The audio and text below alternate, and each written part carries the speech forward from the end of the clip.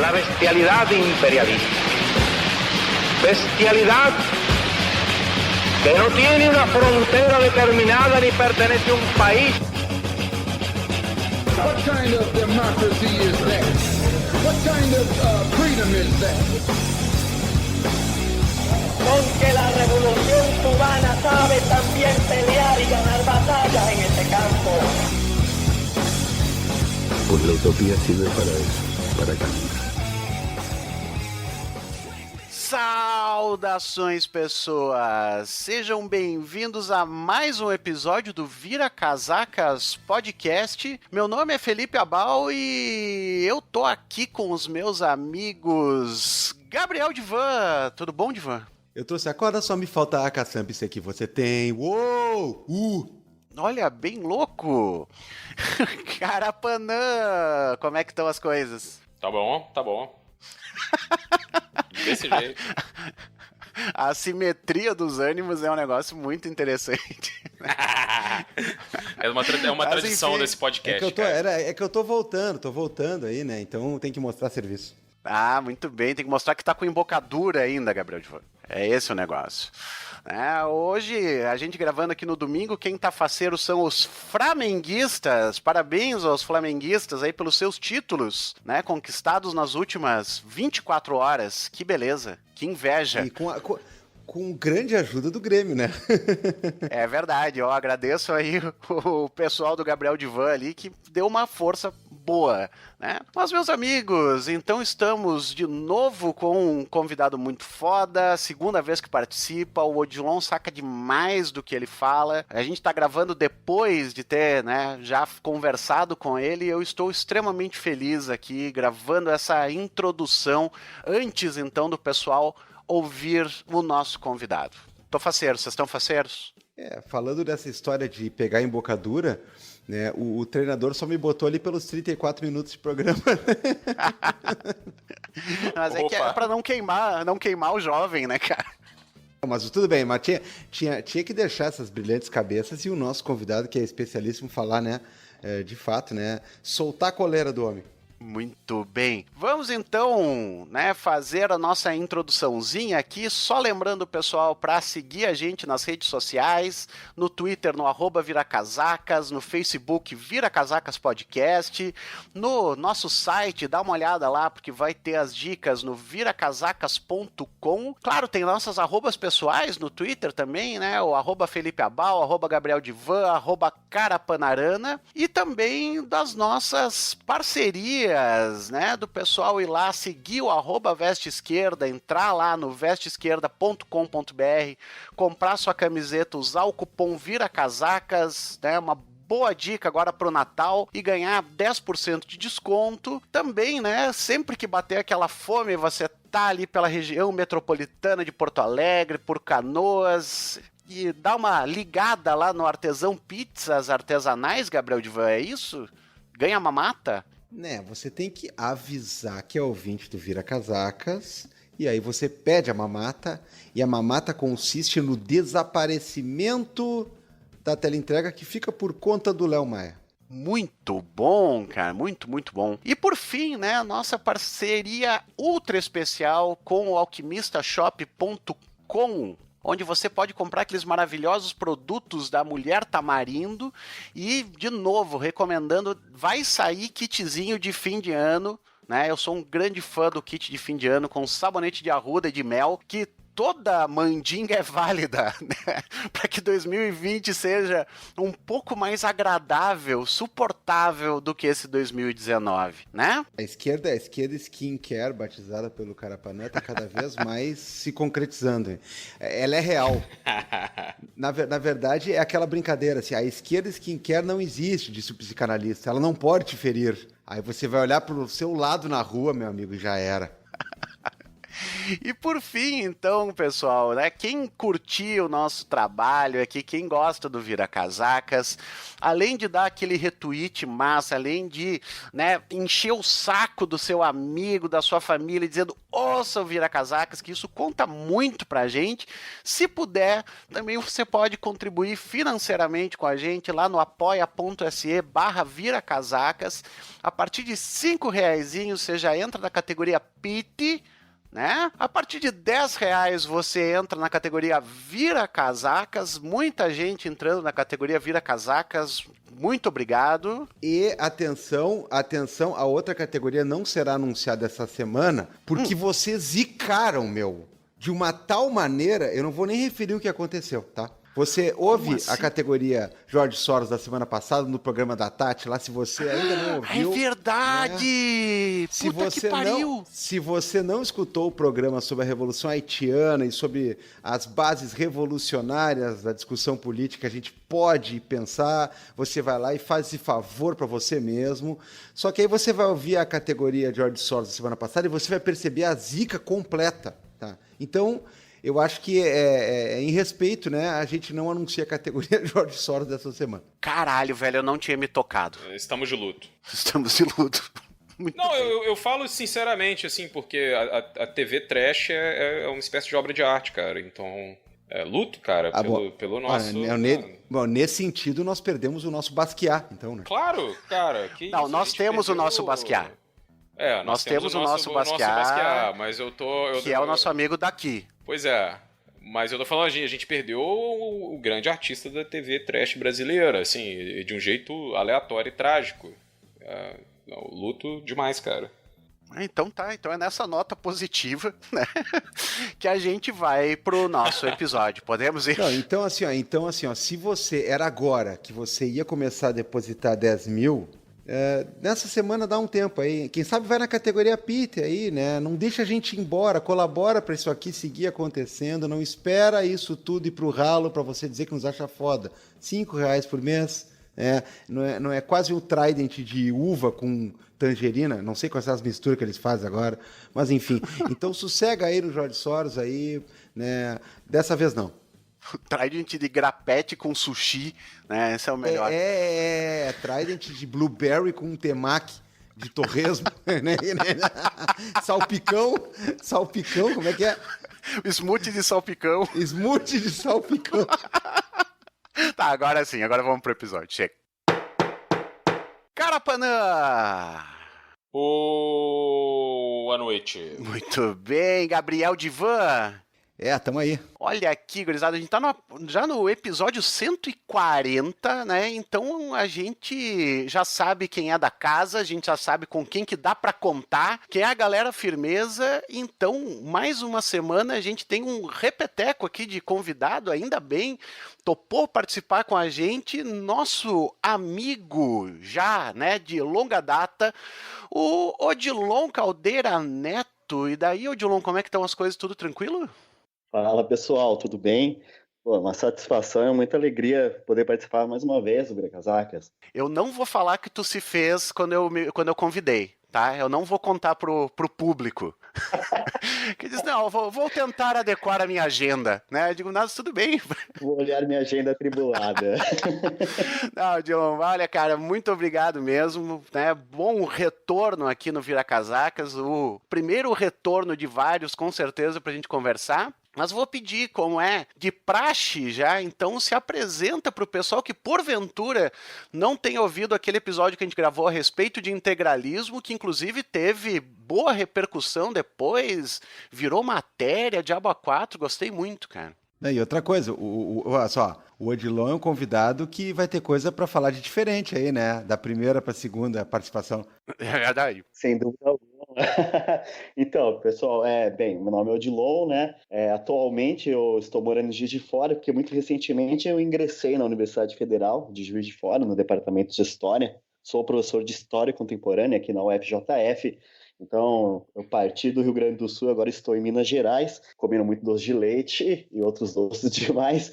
E, bem, o meu campo de estudo é o campo de estudo da extrema-direita brasileira e transnacional, né? Então, é um objeto que tem sido bastante discutido, bastante colocado em jogo E muito infelizmente é a nossa realidade atual, né? Não, é o tipo de coisa que o cara não queria ter que estudar, né? Ou se fosse só de história lá no passado, né, Odilon? Nada de história do tempo presente, assim, né? Só o cara estudar lá atrás, mas enfim.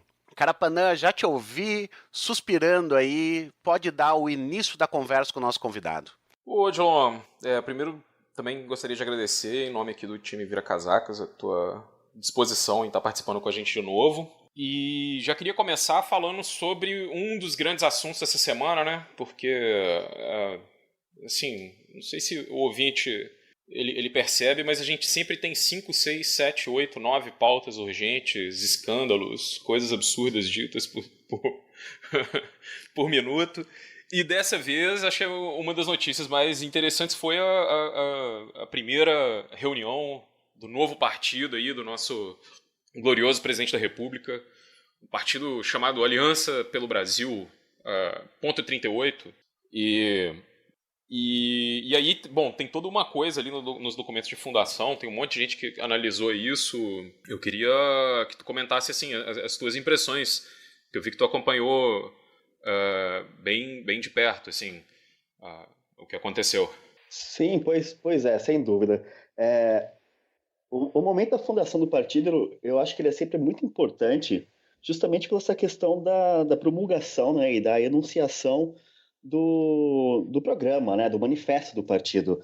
Em certa medida, o programa, o manifesto de qualquer partido político, ele diz muito e diz pouco, né? Porque ele diz muito por quê? Porque são as ideias, né, digamos, um cerne ideológico ou as bandeiras essenciais que determinada agremiação política quer levar em consideração, né, mobilizar seus militantes, estabelecer alianças ou promulgar bandeiras políticas mais efetivas do ponto de vista institucional.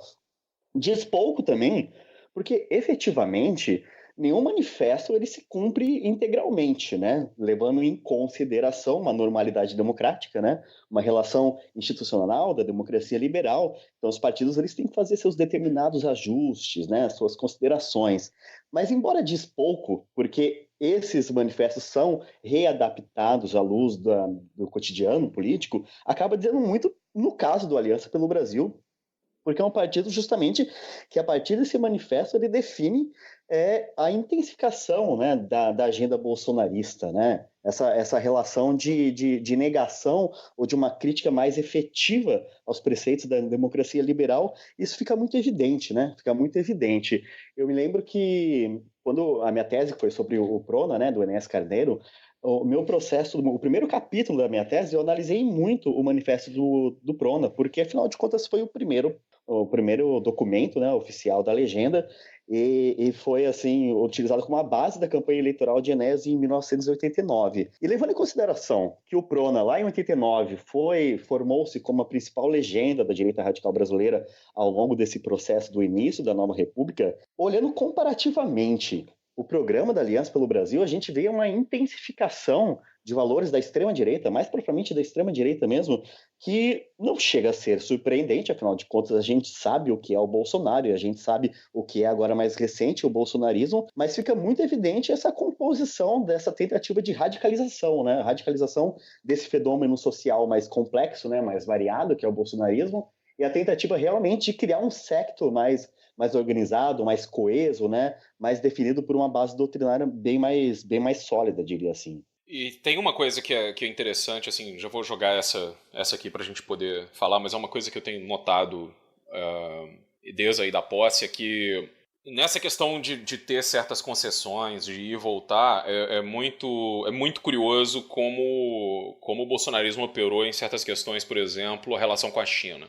Eu não sei se vocês lembram, já parece que tem 1 milhão de anos que isso aconteceu, mas quando parte da delegação do PSL foi a convite dos chineses para a China, teve uma enorme comoção, né, dentro desse meio, com essa parte ideológica, né, como dizem, do bolsonarismo, né, o bolsolavismo, dizendo que esses parlamentares tinham sido comprados, que eles seriam agentes do comunismo, que qualquer aliança que se fizesse com Pequim seria algo de ordem, enfim, de uma espécie de capitulação a um socialismo, e com coisas que eu achava muito interessantes, assim, que me chamam a atenção demais, que são declarações, por exemplo, do chanceler, de que a China usa o capitalismo para implantar o comunismo no mundo, que eu adoro.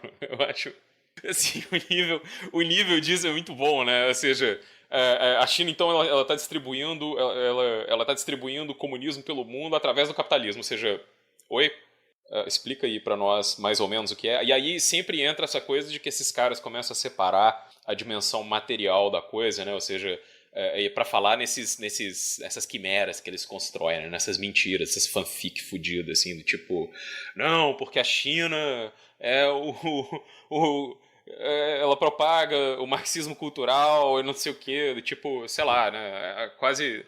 Eles vão misturando essa salada paranoica toda ali, jogando coisas à torta e à direito. E é bem interessante como eles têm uma capacidade de depois voltar, fazer tudo como eles tinham acusado os outros de fazer aquilo e falar, olha, tá tudo bem, é isso que a gente tem que fazer. E aí, nessa hora, os ideólogos conseguem algumas frases de efeito, defendem a postura que eles tinham que defender, colocam isso na pauta e se esquece tudo que tinha sido falado antes, né? Como se tivesse acontecido literalmente há muito tempo atrás, né? Ou isso vale para tudo, né? Assim, pode valer para mil coisas, mas esse foi um dado que me chamou bastante atenção e claro, ou seja, num sentido, vamos dizer assim, se o bolsonarismo não cedesse nesse campo, ele precisaria fazer uma espécie de... Sei lá, os caras iam ter que dançar uma música aí que ninguém nunca viu antes, né?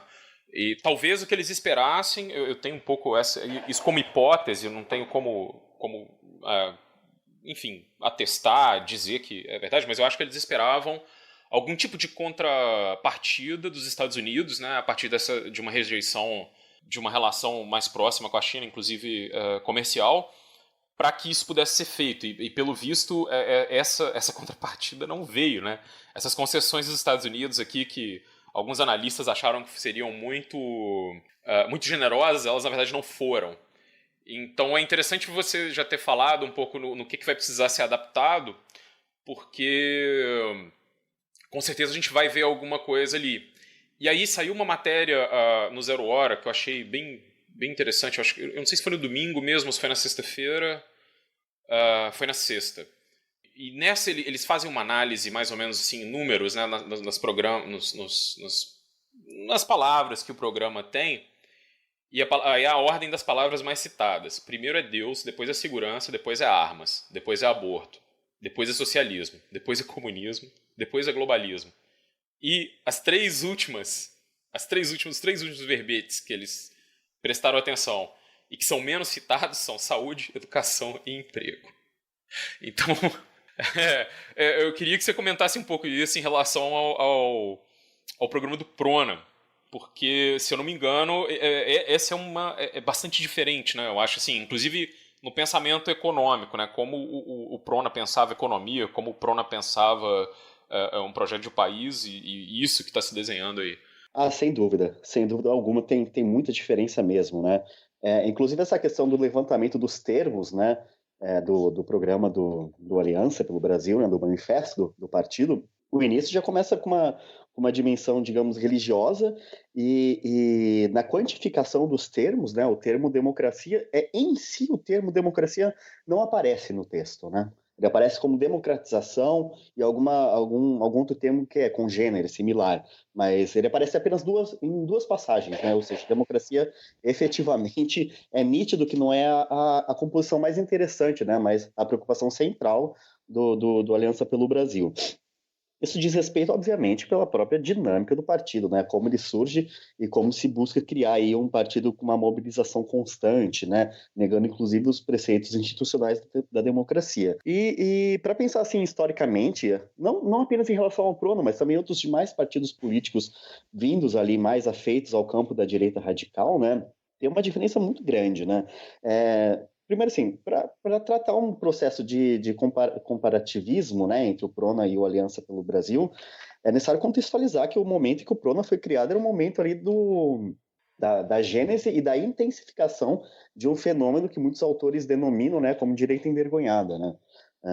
O cientista político Leôncio Martins Rodrigues, o próprio Antônio Flávio Pierucci utiliza essa terminologia, né, para compreender que o momento da transição democrática, a organização de forças da direita radical, da extrema-direita, ou mesmo da direita na sua acepção mais ampla, ela tinha que se estabelecer com uma certa dinâmica de respeito, né, aos princípios institucionais da democracia liberal. Então, qualquer discurso que fosse assim mais radical, ele era rechaçado por conta de uma sociedade que se imaginava essencialmente democrática, né? Que a democracia era um valor, né? Era uma característica que era efetivamente valorizada nesse momento muito específico, né, da história política brasileira, o momento da transição democrática. Então, todos, ou pelo menos grande parte da sociedade, se imaginava efetivamente democrática, né? Criticava os legados autoritários, né? Tanto que utilizava-se a terminologia relacionada aos entulhos autoritários. E é curioso que, pegando do ponto de vista do PRONA, no seu momento de fundação, até estou aqui em mãos com um grande projeto nacional, né, que era o Programa de Governo do PRONA em 94, que replica o manifesto que foi anunciado em abril de 1989. No terceiro parágrafo ele fala assim, traz assim, faz uma crítica à chamada ação centralizadora das décadas de 60 e 70 que esmagava o livre pensamento e silenciava as vozes de oposição. Chegou-se num processo dialético, a sua antítese, a não autoridade, a não decisão, a não realização, a inação, a quase anarquia. O país está à beira do caos. É interessante pensar que um partido de direita radical que foi fundado em 1989 e vivia nesse âmbito aí da direita envergonhada, né, dos legados autoritários de uma ditadura civil-militar então recém-acabada, fazia o elogio à ordem, mas ao mesmo tempo que fazia uma crítica profunda, a meu ver, dos legados autoritários então passados, né? Nesse sentido, só essa questão da valorização de preceitos que estão ligados essencialmente à prática, né, à institucionalidade democrática, é fundamental nesse momento da criação do PRONA, né?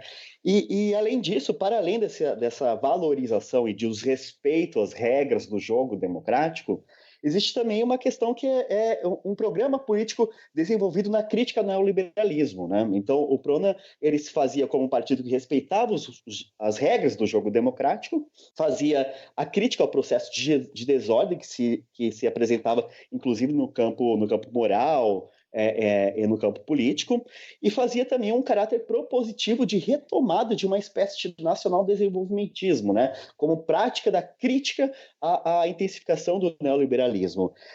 Dentro dessa perspectiva, então, se a gente for analisar o programa do Aliança pelo Brasil, a gente vê primeiro que esse respeito às regras do jogo, que sejam eles tácitos ou efetivamente anunciados, né, por meio de definições e delimitações constitucionais, ele é simplesmente esquecido, né? Ele é simplesmente esquecido, porque se faz um elogio apenas uma questão de um moralismo de extrato cristão, ou mais efetivamente essa dimensão evangélica, né, dessa articulação muito recente, ou pelo menos muito mais intensa na atualidade brasileira, e se exaure qualquer definição mais propositiva, né?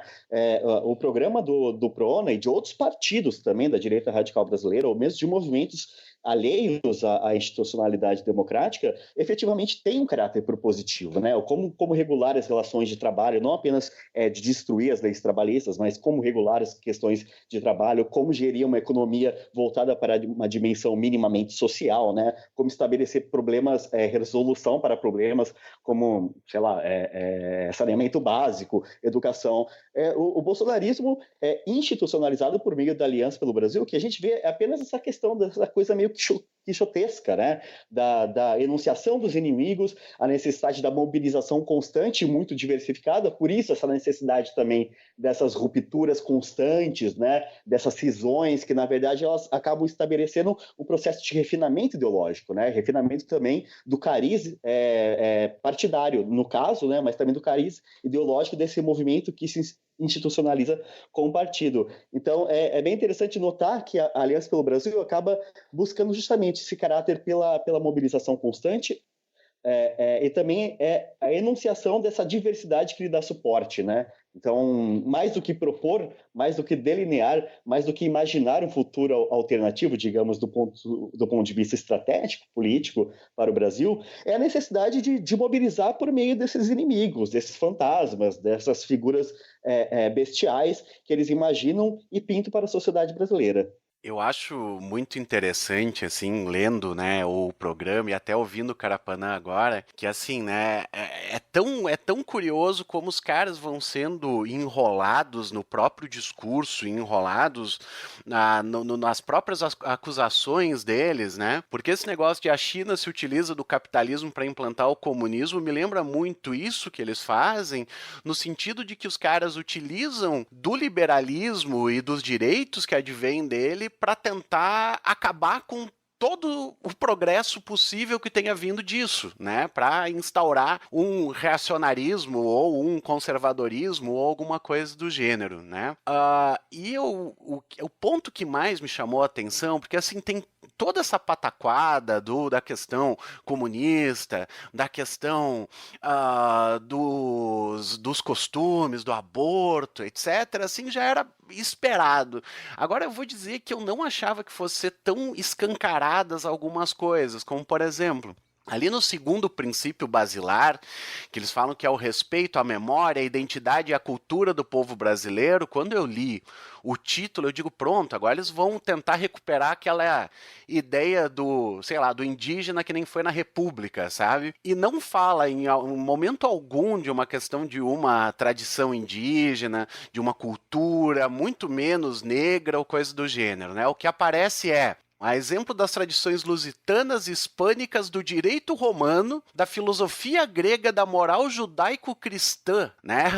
A base dos caras se propõem a isso aqui. E fica bastante também, né? Fica bastante claro, fica bastante presente toda essa questão dessa base exatamente olavista. Não sei se vocês vão concordar comigo nisso, né? Mas eu acho que fica bem clara essa influência olavista em todo esse programa, até porque esse ponto, ele me parece também muito baseado aqui, especificamente, Odilon, na questão que a gente já viu há muito tempo atrás em vários outros projetos nacionalistas, que é toda aquela tendência de dizer, olha, não existe luta de classes, não existe nada, o que interessa é que nós somos patriotas. Amor à pátria, pátria, pátria, alma brasileira, sei lá o que isso significa, né? Então tem muito esse discurso que no final vai vir com a questão de que eles são, então, né, estão dispostos a divulgar a verdade sobre os males e os crimes das mais várias faces do movimento revolucionário, como socialismo, comunismo, nazifascismo e globalismo, né? E no final vai terminar ainda como o que eles tentam fazer é exemplo de Estados Unidos, Reino Unido, Itália, Polônia, Hungria e Israel. E quem já deu uma olhada, né, principalmente, penso eu, na questão das propostas da Damares, né? Essa questão da influência da Hungria, por exemplo, ela é extremamente forte nesse discurso todo, assim, né? Pelo menos é a que eu tive mais contato e consigo reconhecer mais. Então, sei lá, parece uma mistura de integralismo com Estado Novo, com sei lá, cara, com esse nova direita, alt-right, esse tipo de coisa assim. Cara, e mais do que a mistura até com essas correntes do nacionalismo autoritário brasileiro, tem uma dimensão que remete ao próprio tradicionalismo, né? Que ela ultrapassa essa adaptação dos ideais do tradicionalismo cristão, digamos assim, à realidade brasileira. Porque, quer queira, quer não, várias correntes do nacionalismo autoritário brasileiro, elas buscaram adaptar as ideias, né, as necessidades, a leitura de passado, presente e delineamento ao futuro, as condições socio-históricas, digamos, da leitura da época, uma condição biológica, né? Ou seja, era necessário imaginar a especificidade brasileira, a importação dessas ideias e as possibilidades de adequação. Daí que advém, inclusive, a criação, por exemplo, do mito da democracia racial, né? Ou instrumentalização do mito da democracia racial como a gênese da especificidade da nacionalidade brasileira, né?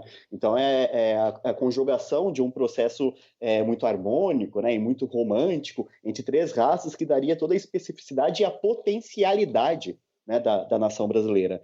No caso desse trecho específico, eu acho que ele diz muito, né? Desse trecho específico, ele diz muito dessa leitura que propõe a aliança pelo Brasil. Ele diz o seguinte, como você mesmo disse, o direito romano, a questão ocidental, curiosamente, só falta combinar com o Ocidente que nós somos Ocidente também, né? O Ocidente ainda não sabe disso, que o Brasil é Ocidente, mas ok.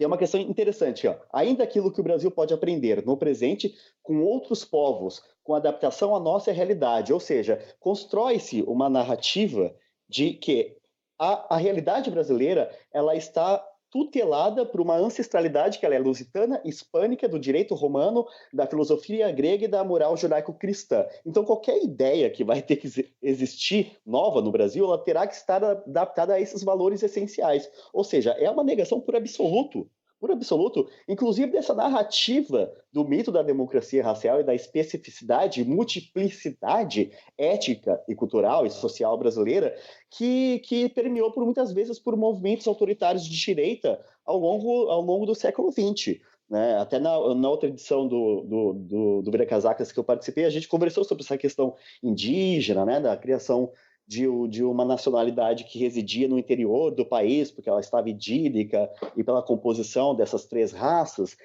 Nesse momento aqui se esquece por absoluto, né? Se esquece por absoluto. E sem dúvida alguma, existe, a meu ver, essa dimensão da influência dessa corrente olavista, né, na composição dessa leitura em específico, né, Até porque é por base dessa noção, desse tradicionalismo que remete à própria noção dessa construção de uma tendência judaico-cristã da nacionalidade brasileira, que se estrutura toda a leitura de passado, né, desse bolso-olavismo. Inclusive, a gente pode até remeter até a própria composição dessa narrativa histórica, né, alternativa que eles propõem por meio de produtos como o Brasil Paralelo, né, que é a criação de determinados heróis nacionais, e esses determinados heróis nacionais estão tutelados a uma ancestralidade que remete não exclusivamente ao próprio Brasil, né? Mas justamente essa porção lusitana, hispânica, romana e grega imbuídas dessa filosofia judaico-cristã. E a partir justamente dessa leitura de passado que se quer construir um futuro, né? O futuro alternativo. Então, o não dito, na verdade, ele diz muito, né? Ele diz muito, porque justamente ao silenciar, ao não mencionar e ao rechaçar, inclusive, essa possibilidade de valorização desses elementos presentes na nacionalidade brasileira, né? Na sociedade brasileira, o que se tem delineado na prática, como a gente bem sabe, mas também nesses valores essenciais, e daí o que diz muito é o processo de intensificação, né? Intensificação dessa forma de expurgo coletivo que esse bolsolavismo quer estabelecer na nação brasileira. Então, é uma questão de purificar, né, as máculas que estiveram presentes no momento dessa composição da nacionalidade brasileira e buscar estabelecer uma leitura, ela é a priorística e ela acaba por refinar, expurgar, por fazer uma leitura que ela é tutelada exclusivamente por essa dimensão mais tradicionalista, né, da leitura da sociedade ocidental como um todo, especificamente da sociedade brasileira. Eu só ia falar que eu gosto muito do negócio do direito romano por causa que ele tem uma base muito clara, né? Que é a escravidão. Então preparem-se, né, gente? Vai lá, Carapanã. Ah, cara, não, tem isso também, mas é sempre essa coisa que é essa salada aí, essa mentira do caralho, do tipo, tudo é um ocidente ali que foi criado, cultura greco-romana, religião cristã, valores judaico-cristãos, é qualquer coisa que os caras estejam colocando, e qualquer outro, aí, sei lá, alguma coisa qualquer que tem a ver com a família, os caras inventam qualquer coisa, e assim, tipo, cara, o mundo dos romanos e dos gregos era o Mediterrâneo, cara, e era a África, o Oriente Médio, aquilo ali, a Europa era um bando de bárbaro nessa época, sacou? Era um bando de gente que não tinha nada a ver com isso, assim. E tem sempre essa coisa é um negócio que é total totalmente inventado, né? Como a gente ficou discutindo naquele episódio lá sobre as falsificações históricas, assim. E isso volta o tempo inteiro, porque é um jeito desses caras sempre... não sei se o Odilon vai concordar, mas eu acho que a maneira como esses caras se colocam, e você vê nisso nessa figurinha aí que tá à frente da cultura, por exemplo, é como se eles fossem uns Da Vinci, sabe? Se fossem uns gênios, assim. Os caras perfeitos, capazes de grandes obras de arte, de coisas maravilhosas que se faziam e aconteciam e etc. E não, né? Assim, não é exatamente desse jeito que as coisas se colocam.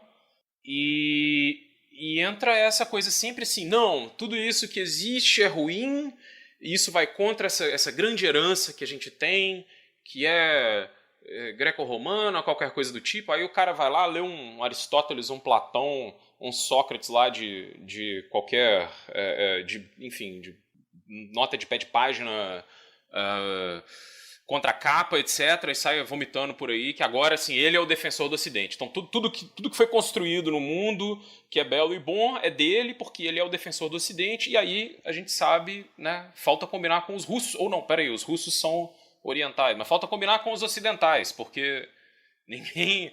Uma das coisas mais interessantes nessa divisão do que é o Ocidente ou não, e os caras falam que não sei o que, os valores cristãos e etc, é que a gente sabe que no final, quando vai se falar sobre imigração na Europa, o tempo todo se coloca uma certa invasão que estaria acontecendo, e o grande problema é que as pessoas que vêm de outros lugares são muçulmanos e não são cristãos. Agora, nos Estados Unidos, você está pegando uma América Latina, onde todo mundo é católico, cara. E se não é católico, é protestante. E esses caras não podem estar lá, porque eles também são um problema, eles também estão invadindo países, também são um problema. Ou seja, a gente sabe onde é que a discussão tá, né? Ela tá na cor da pele das pessoas. O Ocidente lá desses caras está marcado entre quem é branco o suficiente, né? Porque a gente também nunca é, né? Mesmo se o brasileiro for branco, ele nunca vai ser o suficiente para esses caras, e isso. E esse tipo é uma ficção, isso é uma fantasia, isso é um negócio, isso é RPG, sabe? Os caras estão jogando RPG, cara. Todo mundo é templário, um é outro, um é alquimista, outro é astrólogo, sacou? É um negócio desse tipo, assim. E que eu acho que tem um apelo considerável, porque imagina, olha só, você vai falar assim, não, você tá do lado de quem? Das pessoas que pintaram a Mona Lisa, esculpiram a Pietà, ou desses outros aí? Entende? Eu amei isso aí do RPG, cara. O interessante também é que me parece que o bolsonarismo, na sua percepção mais ampla, ele é baseado nessa questão da negação constante, né? A negação, eu não digo apenas a negação do negacionismo histórico, né? Negar a escravidão, negar a ditadura militar, negar fatos, versões, enfim, negar o mundo de evidências, né? A negação é a base essencial para a dimensão da construção dessa identidade, né? Então, nega-se aqueles que destroem a civilização ocidental, a cristã, judaico-ocidental, nessa dimensão mais bela, né? Mais bem acabada, mais refinada. No entanto, essa é apenas essa questão da negação, né? Nega quem quer destruir, né? Mas não é uma questão de um caráter positivo, né? Se a gente for ver essa dimensão cultural do governo em si, não tem um caráter positivo ou propositivo. A gente não vê processos de universalização do canto orfeônico nas escolas públicas do Brasil, como de fato ocorreu ao longo da ditadura do Estado Novo, né? Ou seja, não tem esse caráter de edificação, né, dos valores culturais. É apenas a partir da negação. Olha, todos aqueles vindo do lado ruim da força, né, seja globalismo, nazifascismo, na percepção deles, obviamente, ou comunismo / socialismo, eles são os destruidores dos nossos valores, das nossas obras mais belas. Mas quais são as nossas obras mais belas? Não há, né? Faz uma remetência ali a um passado idílico construído e imaginário, em certa medida também falso, mas não há uma questão de resguardar ou reordenar essa dimensão desse passado, apenas denunciar aqueles que são a negação dele. Então, o caráter propositivo, né, e de criação de identidade dessa turma, né, muito bem ampla, bem diversificada, ela é a base mesmo da criação do inimigo, do fantasma, né? Então não é de encontrar os seus valores, não é aquela questão de estabelecer uma recriação, né, da conservação e da criação de uma dimensão cultural mais efetiva relacionada, né? E ainda mais essa questão quando busca emular toda essa perspectiva da crítica aos imigrantes ou esses indivíduos indesejáveis, evidentemente que tem essa dimensão racista. Eu também concordo. Até porque, na realidade, essa passagem, né, para essa questão da diferenciação do racismo científico, dito científico, como foi no caso do fascismo histórico, né, no Entre Guerras, ela passa por uma dimensão cultural, né, no chamado neofascismo ou da nova direita francesa, enfim, nessa questão do fascismo numa época pós-fascista, né? Efetivamente não é possível se falar de uma dimensão racista do ponto de vista científico, né, ou pelo menos da discriminação racial numa época pós-1945, né? Afinal de contas, a tipificação legal em diversos países proíbe essa tiponomia, né, essa utilização desse discurso racista. No entanto, é necessário pensar, né, formas de articulação de alternativas que possam promover a continuidade desse racismo, só que sobre outras bases, né? Então, toda aquela ideia que, por exemplo, alguns filósofos como o Alain de Benoist, ou mesmo dessa grande corrente, né, intelectual da nova direita francesa, vão buscar essa questão da criação de uma identidade que ela se baseia da negação do outro que quer destruí-la, né? Daí essa identidade ela é baseada por elementos culturais, mas no caso dessa nova direita francesa, por exemplo, ela é baseada numa ideia de comunidade que ela é essencialmente europeia, né? Ela é essencialmente europeia. Depois ela dá vazão, talvez, a formas alternativas de apropriação da alt-right norte-americana, desses grupos identitários, né? Mas o Brasil tem essa perspectiva sempre, digamos, manca, né? Ela está incompleta, porque se a gente for pensar, inclusive em termos de relações internacionais, dos choques das civilizações, né? Se a gente cria uma civilização antagônica que seria árabe ou ortodoxa, em contrariedade à civilização ocidental, o Brasil não está aí. O Brasil não faz parte dessa civilização. O Brasil é a civilização latino-americana, esse caldo cultural misturado, né? Esse caldo cultural misturado que o Ocidente, efetivamente, no campo da direita radical e da extrema-direita, não nos considera. E, sobretudo, não considera os membros dessa extrema-direita brasileira como participantes dessa própria cosmovisão e mundividência. Então, é essa necessidade que a gente vê essa necessidade constante da adequação, né, dessa cartilha que vem de fora, né, desses valores culturais que efetivamente vêm de fora, e justamente para estabelecer possibilidades de articulação política, esse novo partido, esse grupo, e sobretudo dessa tendência mais olavista, fica sempre correndo atrás da história, buscando estabelecer formas de filiação constante, mas esbarra, quer queira ou quer não, na cor das nossas peles, né? Até o mais branco, aquele que se julga branco no Brasil, quando vai na Holanda, as pessoas percebem que efetivamente não é o branco dentro dessa terminologia europeia, né? Então fica sempre essa questão muito capenga, né? Dessa necessidade contínua de criar esse inimigo para estabelecer uma identidade, mas que até certa medida essa identidade ela é efetivamente não apenas imaginária, né? E construída dia após dia, mas também como ela não tem base factual dentro de uma realidade sociocultural, histórica e étnica brasileira. Odilon, uma coisa que sempre me chama a atenção é exatamente a forma como essas ideias que são de fora, elas acabam sendo adaptadas no Brasil, até porque é meio uma tradição nossa, né? Quando o liberalismo chega no Brasil, ele vem pelo nome, mas ele não é de fato, a gente sempre dá, né? Eu gosto muito daqueles termos que acabam sendo utilizados por alguns autores, aquelas ideias de um liberalismo caboclo, e talvez isso aqui seja, sei lá, um conservadorismo caboclo também, assim, que vai se formando, né? Porque se tenta pegar essas ideias, adaptar, e elas ficam extremamente deformadas, assim, quando chegam aqui para nós. Porque essa ideia de tu se criar, né, da tua imagem pela do teu inimigo, pela posição do teu inimigo, ela é uma ideia que aqui sim, né, aqui cai uma ideia do Carl Schmitt, assim, me parece bem clara em todas essas proposições que vêm nessas propostas aqui do Alienados pelo Bolsonaro, né, do Aliança pelo Brasil, né, é o nome. Assim como algumas coisas eu acho extremamente curiosas, cara. Porque assim como tu estava falando, essa galera europeia, da Nouvelle Droit, etc., eles vão chegar num ponto em que, inclusive, eles vão negar o próprio cristianismo, por exemplo, e dizer, olha, isso aqui foi uma coisa que foi trazida de fora e a gente deveria estar, sei lá, cara, cultuando Odin, sabe? Isso aqui que é um negócio nosso mesmo. E aqui chega transformado como se lá os caras também fossem extremamente católicos, extremamente cristãos, que seja. E, poxa, teve gente dessa que com certeza influencia esse pessoal aqui, que inclusive foi pro lado do islamismo, né?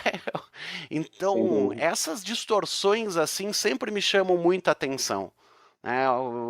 Acaba tudo bagunçado. Sem dúvida alguma. É interessante que essa dimensão, a gente vê como tem esse impacto dessa leitura, dessa dimensão cultural da nova direita por algumas forças do bolsonarismo, né? Sobretudo o Olavo de Carvalho, né? Essa ideia da dimensão metapolítica, né? Da necessidade de criar uma batalha de ideias que ela precede, sucede e sobrepõe a arena política, ela foi muito bem articulada, né? Ela foi muito bem articulada. Por isso que também é interessante ver, dentro dessa perspectiva do partido bolsonarista, essa ideia de uma dimensão de valores, né? Que ela ultrapassa o campo político.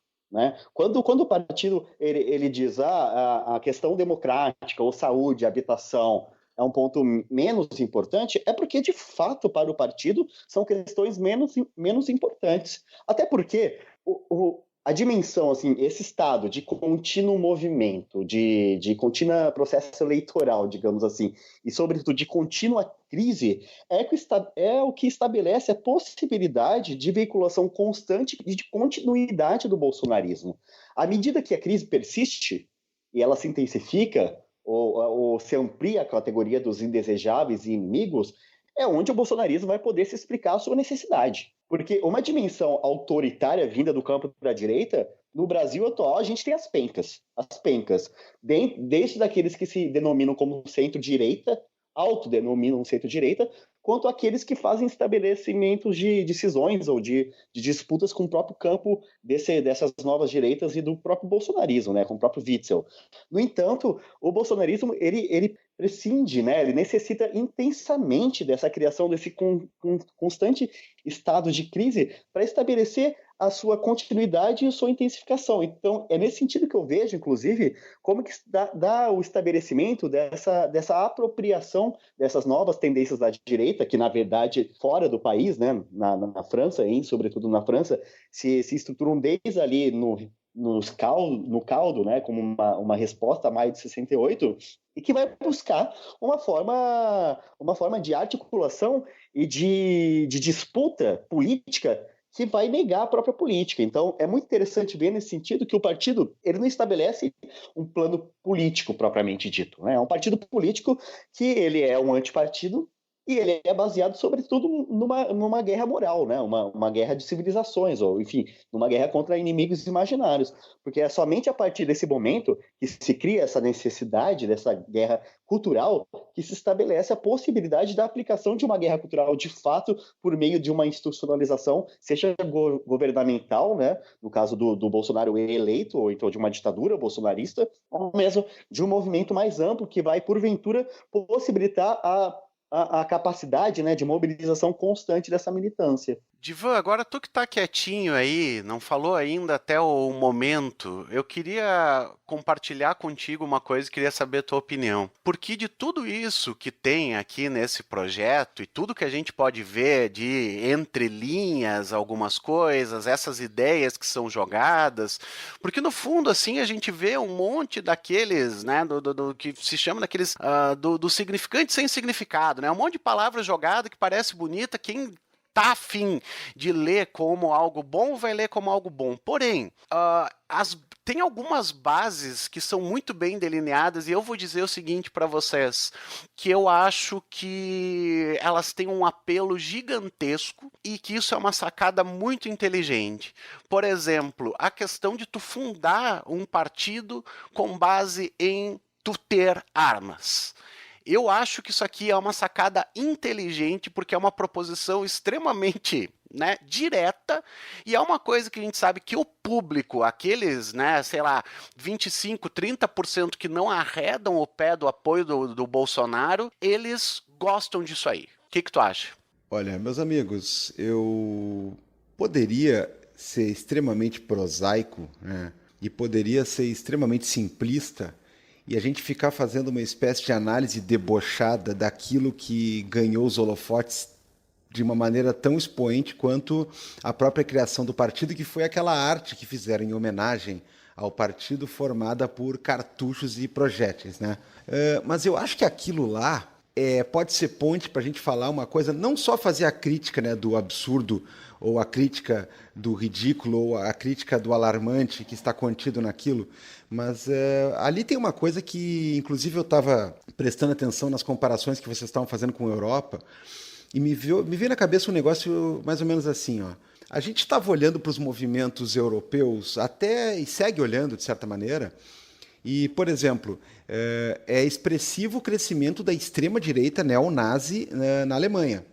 Claro, em votações mais para o interior do país, não com um número de cadeiras, né, nos governos locais e até no próprio parlamento lá que permitam necessariamente, né, uma espécie de tomada do poder ou coisa parecida, mas já é algo com o qual a Merkel tem que, durante já um bom tempo, fazer algum tipo de negócio, né? Não é simplesmente, né, um mosquitinho que você dá um tapa lá e manda parar de incomodar. A Áustria, há um bom tempo, já vem crescendo, né, essas tendências aí a partir de partidos que também podem ser chamados de neonazi. Na Grécia, há alguns anos, a gente viu o fenômeno aquele do Aurora Dourada, é esse o nome, né? Isso.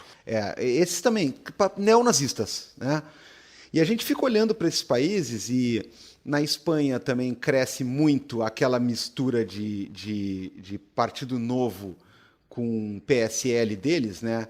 Que é os Ciudadanos, que agora inclusive já perdeu o lugar na batalha, né, para o Vox, que é uma coalizão de mais direita ainda, com um discurso mais acirrado ainda.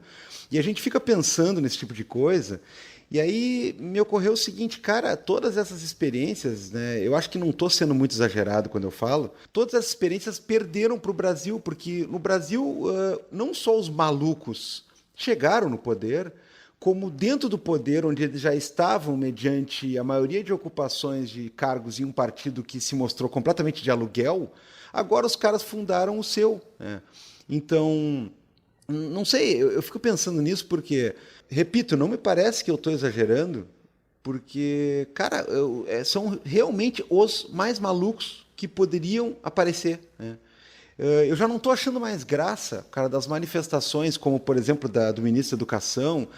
Já passou do nível de você achar uma piada ou coisa parecida, cara, porque é um cara que vai para uma entrevista e fala sério. Uma coisa é aquelas bobajadas que a gente aqui já riu há muito tempo, dele falando guarda-chuva, não sei o quê, mostrando o outro lá mostrando o ombrinho, não sei o quê, aí ele vem e bota óculos. Essas bobajadas aí, para mim, tá superado, cara. O fato é que é um tipo de cara que senta numa entrevista e afirma categoricamente que as universidades federais têm implantações de maconha. E aí você vê as declarações que o presidente dá, você vê os intelectuais orgânicos bastante influentes, o que eles costumam falar, sabe? É um nível muito, muito aterrador. E me parece que, se for comparar com esses países da Europa, é isso aí, cara. É esse tipo de coisa, cara. São esses Aurora chegando no poder. Então, quando eles fundam um novo partido a partir de agora, e quando eles focam principalmente na questão da arma, não deixa de ser uma coisa que, sim, é parte de um plano muito bem sucedido para fidelizar ainda mais sua clientela, né?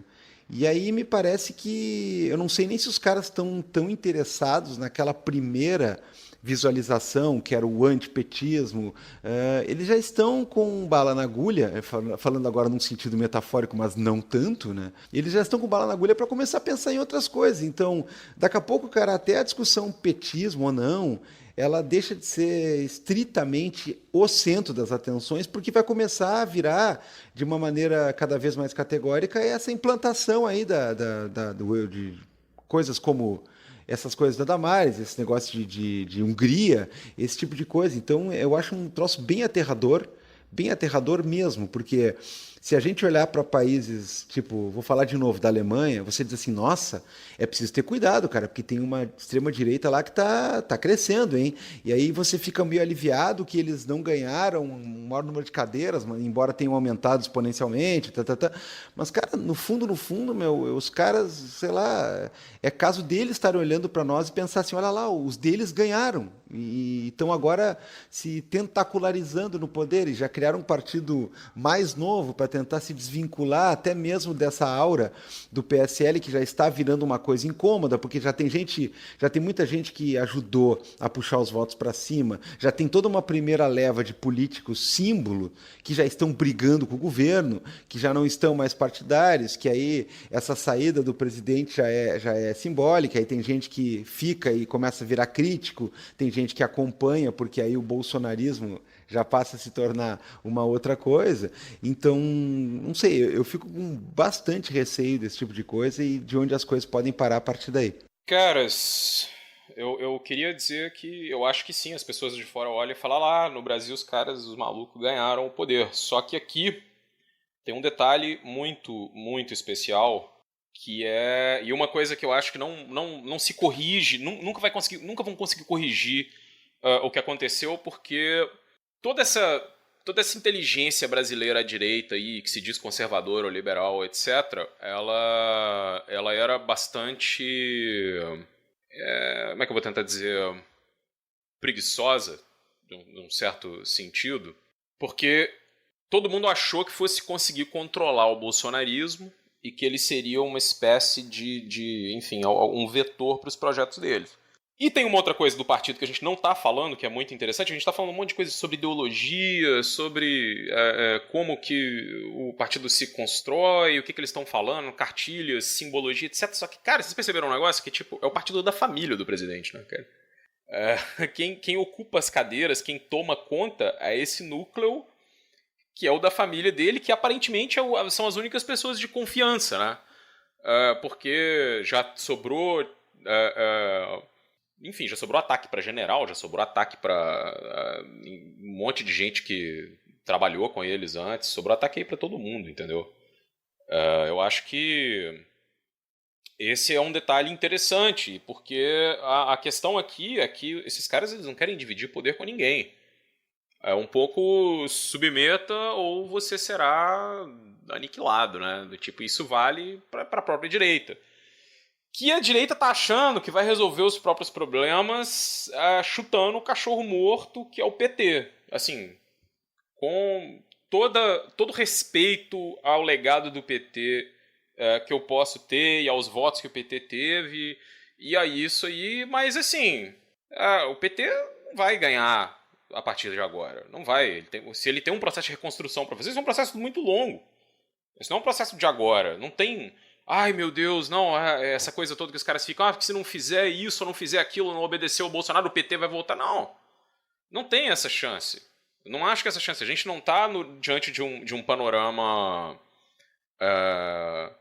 parecido com o panorama argentino. E por um detalhe também muito, muito objetivo, que é na hora que o PT tinha chance de ter maior eleitorabilidade nas eleições, é uma hora em que o judiciário e os militares vão falar não vai acontecer.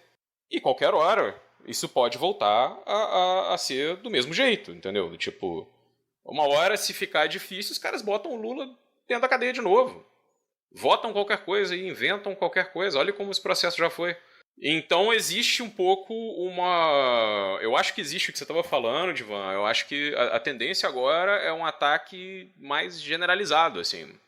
e vai sobrar para todo mundo, né? Como já sobra, mas é curioso que os partidos que vêm da arena, assim, e outros partidos de direita, agora eles são partidos de esquerda, assim, perto do que o bolsonarismo já colocava. Agora, tem essa outra coisa também, né, gente? Que a ideia é sempre um pouco propor uma radicalização e que essa criação desse partido tem a ver com isso, mas um pouco essa coisa de que tem que obedecer o Bolsonaro, assim, tem que seguir ele cegamente em tudo que ele fizer, entende? O que se coloca é isso, essa tentativa de criar esse movimento, como tinham dito, né? Tem que ter um movimento político que ele é bolsonarista, ele não precisa nem ser conservador. Ele tem que simplesmente defender o presidente e obedecer o presidente, porque é isso que seria, para eles, uma vantagem, assim. Mas é aí que tá.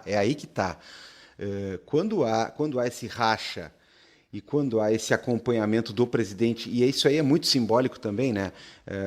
Não que as coisas já não aconteçam assim no Brasil, né? Tem até vereador federal, se bem que anda sumido, né? Mas é o filho dele, é o filho menor, é o outro filho, é o sobrinho, é o filho, é a filha, é todo mundo, né? E aí esse fator é um fator engraçado, porque, como eu disse, talvez, eu estou especulando, estou criando uma tese aqui ao vivo durante uma gravação, tá?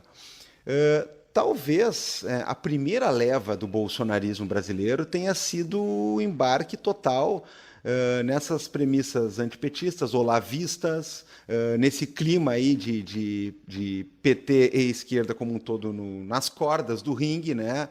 Já meio tonto e levando jabs e perdendo pontos, né? Agora, a gente pode estar vendo talvez uma segunda onda e um desenvolvimento disso, porque agora você vê quando, sei lá, Joyce Hasselman vira inimiga, quando o Bivar vira persona non grata, quando uma série de outros clássicos que acompanhavam, né, essa turba toda aí acaba sendo jogado para o outro lado, e quando você passa a acompanhar mais esse cara e o seu ideário do que propriamente aquela visão mais generalista contra a esquerda.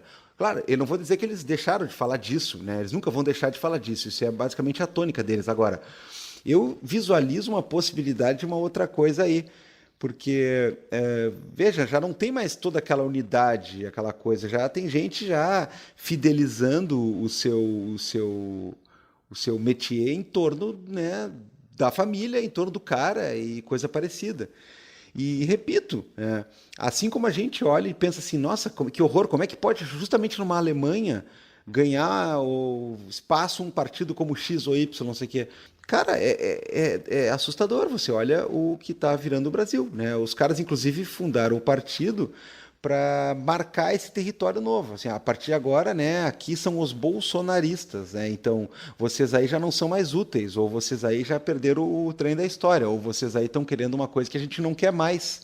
E talvez se acentue esse discurso dentro dos pontos nevrálgicos mais malucos, né? Porque a gente sabe como é que funciona esse cara e essa galera ao redor dele, principalmente, né? Ele é uma figura muito vocal, tal, mas tem momentos que ele é simplesmente um banana com o microfone na mão, né? Agora, os ideólogos dele é isso aí mesmo, cara, é um negócio bizarro, E aí você vê que está se construindo justamente esse fanatismo tupiniquim, né? E aqui é isso, né? É o que a gente estava falando, é o sincretismo da ocasião. Esse cara, ele ataca qualquer um, ele se bota ao lado de qualquer um.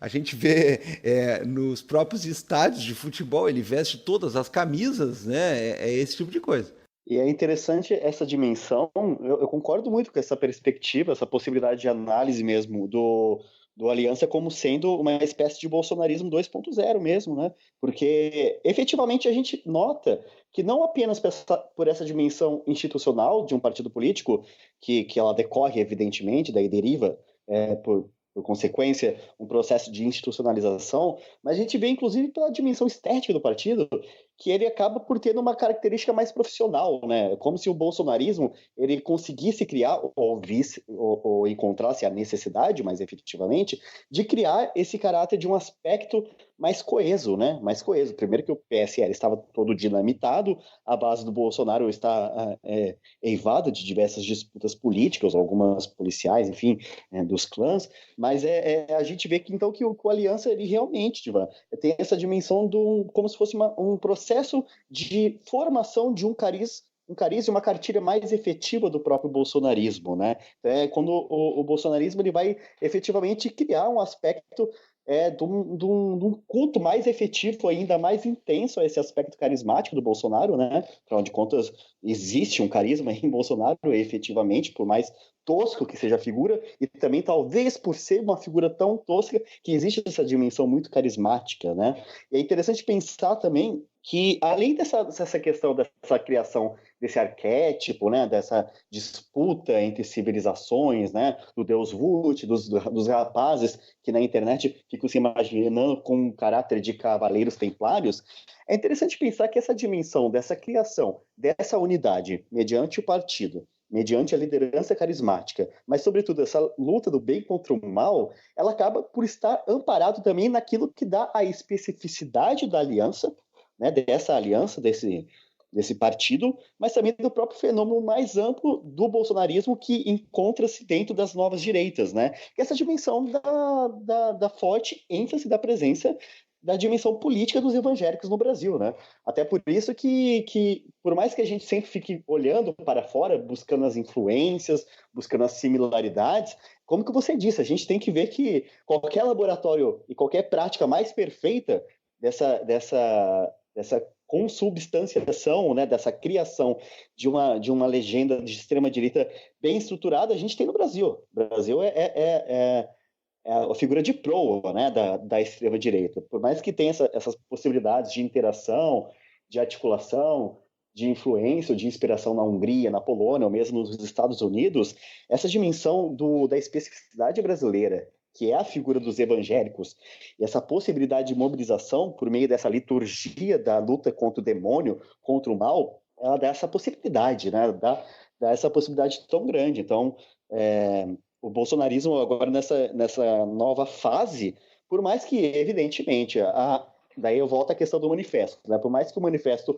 seja uma carta de princípio, né, de interesses e da tentativa do delineamento das possibilidades, fato é que a tentativa é da radicalização e da criação de um regime, né, em processo de construção, né? Então, por mais que a gente tenha possibilidades de antevisão, né, de comparação com elementos fora do país, tem-se a necessidade para o bolsonarismo, e agora eu acho que tem até uma possibilidade da radicalização e da regimentação de indivíduos, né, que muitas vezes não se julgam bolsonaristas, mas que pela questão do delineamento dessa radicalização podem eventualmente ser cooptados, né, e articulados pela essa disputa contínua contra o mal, que por hora é o petismo, mas efetivamente, se for necessário, eles criam outros inimigos, né? Olha, só vou dar mais um pitaco aqui nessa seara. É claro que vários problemas aconteceram, é claro que o desgaste do tempo, é claro que as coisas mudam, é claro tudo isso.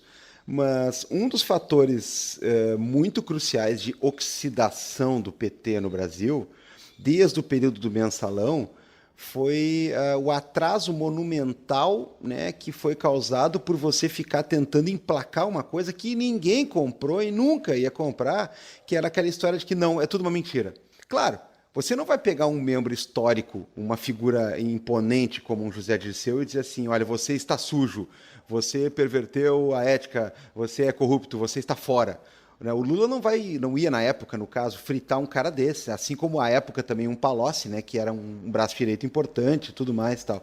Mas aquilo lá foi um rabo preso tremendo, né? Você ficar negando que existiu as coisas para depois você ficar lá encebando uma tentativa de botar um sol com a peneira que não tinha nenhuma chance e tudo mais. Olha, as coisas com o bolsonarismo acontecem muito rápido. Tem acontecido de uma maneira extremamente veloz. Eu espero que, inclusive, a queda desta merda seja veloz. O fato é que aconteceu já uma coisa que a gente tem que entender como estrategicamente bem positiva, pelo menos numa primeira leitura, Quer dizer, ao primeiro sinal de rusga, de confusão, de baderna, de pessoas do contra, de isso tudo aí, o cara pega e diz assim, então eu estou purificando aqui, eu estou formando um novo partido só com os meus e tudo mais. Claro, é um ano de governo, ou nem isso, que já aparecem 10 mil. Ninguém aguenta mais, né? Não é 2019, né? 2000 e neurose, isso aqui que a gente está vivendo. O fato é que, cara, também muito rápido se achou uma solução que, claro, eles não vão poder lançar essa cartada muitas vezes, né? Não vai poder daqui a pouco romper de novo, sei que eu acho que aí a própria situação dos fãs se desgasta também. Agora, não deixa de ser uma saída simplória, mas inteligente, na medida que essas pessoas conseguem ser inteligentes, né? Ou seja, fundar um novo partido e outra coisa, agora para fechar o ciclo e responder lá ao questionamento do Felipe lá no início, né, para botar a pá de cal na minha opinião, cara, a arma ainda tem muito a ver com a simbologia inicial, mas eu acho que com isso eles estão cada vez menos preocupados em imitar Donald Trump, que era o grande mote de tudo desde o início, né? Inclusive com essas recentes rusgas aí e o fato do chapista não ser mais cotado para embaixador e tudo mais tal. E a própria questão da balança comercial e esse tipo de coisa, eu acho que a Aliança pelo Brasil talvez não vá, fora a questão do armamentismo, né, exacerbado, do fetiche pelo cano longo, esses caras não vão mais ficar imitando o Trump. Eu acho que criou-se já, né, um governo desse naipe, só que a brasileira, com o APL. Agora, o Divan falando isso, eu vou dizer que eu estava meio envergonhado de lançar essa opinião, Divan, da questão tão personalista assim, mas eu vou dizer que na minha cabeça, eu imaginei seriamente que para quem é do círculo íntimo do partido, o nome dele é Aliança pelo Bolsonaro. Eu não tenho dúvida disso aqui, que eles pegam, se reúnem e dão risadinhas falando isso, cara. De tão focado na figura dele que ficou esse negócio, viu? Agora, Odilon... e aliás, fetiche pelo cano longo, acho que vai ser meu novo nome no Twitter, viu? Porque eu gostei muito, tá? Acho que vou botar isso aí. 9 milímetros.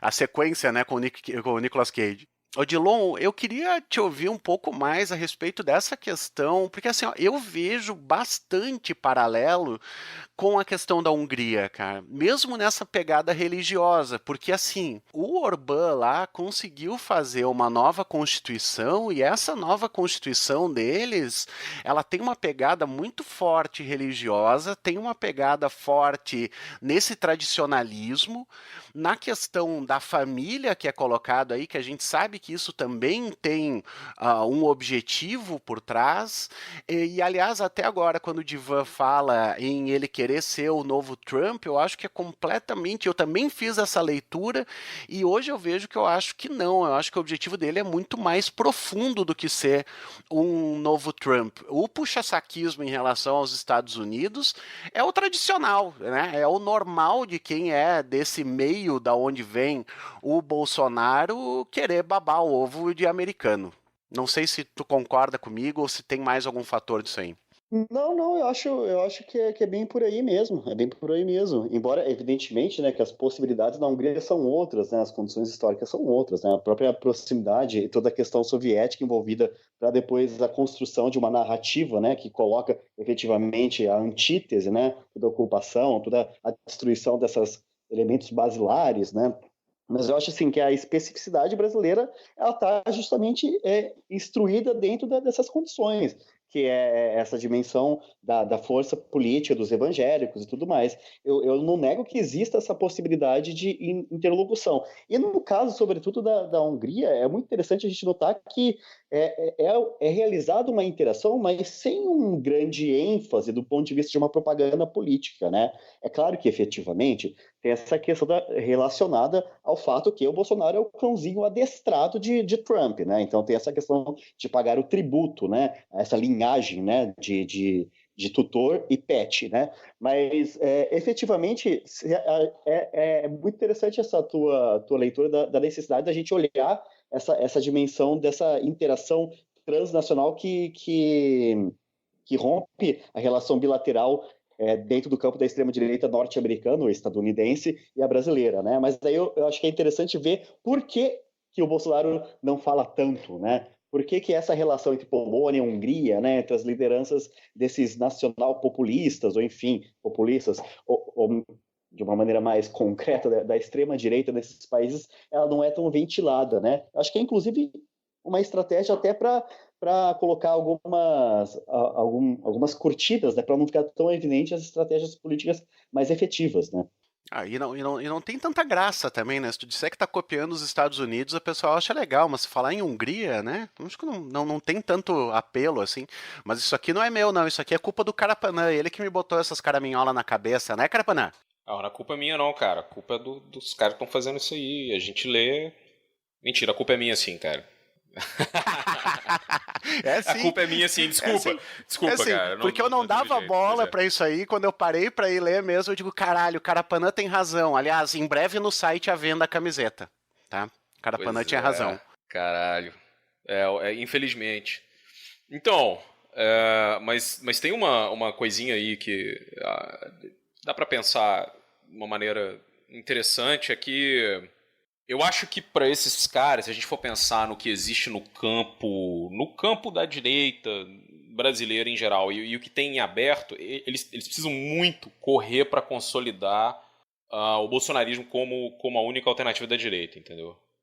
E isso é uma coisa que eles sabem disso, né? Eles sabem que se fizer um governo ali mais ou menos e não tiver um respaldo forte ali das Forças Armadas, pode vir outro cara, mesmo à direita. Dá pra botar o PT no chinelo aí com um monte de sacanagem, dá pra ferrar outros partidos de esquerda, mas dá pra trazer mais gente à direita e dá pra eclipsar os caras, entendeu? Isso não é nenhum problema. Eles não têm um cenário externo nem interno muito favorável para você ter algum tipo de prosperidade, nem pro próprio eleitorado deles. Agora, tem uma coisa que me chama a atenção nesse esquema, né, porque o Divan falou, os malucos ganharam no Brasil. E ganharam por quê? Porque você tem essa necessidade de tentar tirar do Estado o pouco de bem-estar social que o Brasil tem e o pouco de investimento estatal que o Brasil coloca, assim. Tipo, tem que tirar para a educação, tem que tirar para a saúde, tem que tirar disso, tem que acabar com a lei trabalhista, os caras querem fazer isso. Essa galera toda que quer fazer isso, eu acho que eles iam conseguir fazer isso de qualquer jeito. Você viu como é que o Temer teve uma facilidade enorme, né, para colocar isso. Já tinha um clima onde isso era possível. Você poderia simplesmente eleger um político que ia fazer isso, ia eleger fácil. Eu acho que qualquer figura aí à direita ia entrar com alguma coisa dessa. Lembrando que o Paulo Guedes, né, a gente fala, o Paulo Guedes, o Bolsonaro, mas o Paulo Guedes foi, por exemplo, conselheiro econômico de um monte de outras figuras que queriam concorrer, né? Inclusive um dos nomes no qual o Guedes apostava bastante era o Luciano Huck. Que, assim, é isso, a questão, eu acho que, e aí tem essa coisa meio doida, tipo, austeridade é um consenso. É um consenso. Todo mundo acha que o Guedes é bom, o Moro bom mais ou menos ali, né, mas pode ser bom.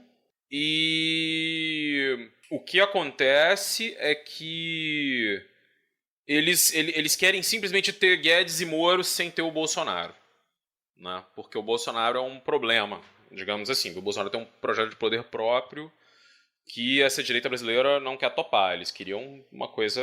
Enfim, eles têm pressa também, né? Eles querem fazer isso daí, eles acham que o bolsonarismo atrapalha. E aí eu não sei se vocês estão acompanhando essa discussão toda que está tendo sobre o projeto de lei de garantia de lei e ordem lá do Bolsonaro.